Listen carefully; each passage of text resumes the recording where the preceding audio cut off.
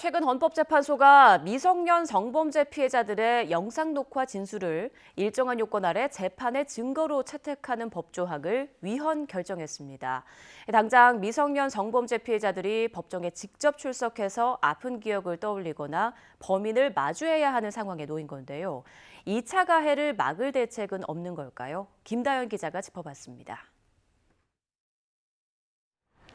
지난해 말 헌법재판소는 성폭력 처벌법 일부 조항이 헌법에 위배된다고 결정했습니다.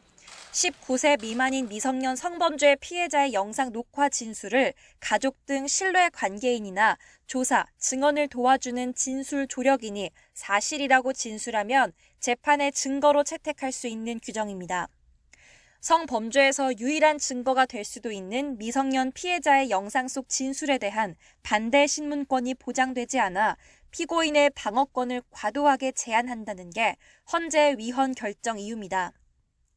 해당 조항은 어른보다 심리적 고통이 더 클 미성년 성범죄 피해자가 아픈 기억을 거듭 떠올리지 않도록 2차 피해를 방지하기 위해 제정됐습니다. 하지만 헌재 결정으로 피고인이 영상 녹화 진술의 증거 채택을 거부하면 미성년 피해자가 직접 법정에 나와 진술해야 하는 상황이 됐습니다. 법정 진술 시 재판부, 검사, 변호인의 증인 신문으로 인해 사건 기억과 함께 두려움, 불안감, 슬픔 등 감정을 함께 느끼게 됩니다. 판사와 검사, 변호사 등 전문가들이 온라인으로 머리를 맞댔습니다. 앞서 헌재는 대안으로 재판 전 법정에서 피고인 측이 참석한 가운데 피해자의 증인 신문을 증거로 채택하는 증거 보전 절차의 적극 실시와 비공개 심리, 중개 장치에 의한 신문, 피고인 측의 공격적 신문 제지 등을 제시했습니다. 하지만 2차 피해를 원천 차단하기엔 한계가 있다는 지적이 많습니다.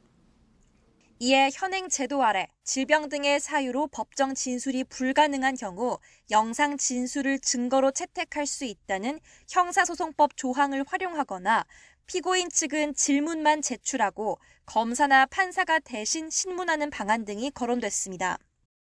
증인신문 이후 이것이 피고인의 방어권 남용으로 밝혀진다면 양형상 불리하게 작용하도록 하고 이러한 점이 증인을 신청하기 전에 피고인과 검사 사이에 공론화되도록 합니다.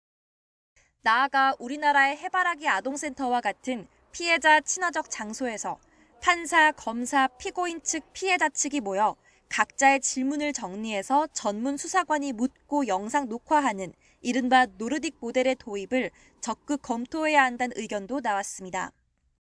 아동이 반복해서 말을 하고 낯선 장소에 가서 의심을 당하면서 말하지 않아도 되는 거죠. 판사가 개입되기 때문에 증거에 있어서 공정한 재판을 받을 권리도 보장이 되게 되는 것이죠. 하지만 현행 제도를 넘어서는 방안에 대해선 법 재개정이 불가피한 만큼 국회 등 관계기관에서 서둘러 후속 입법에 나서야 한다는 지적입니다. YTN 김다연입니다.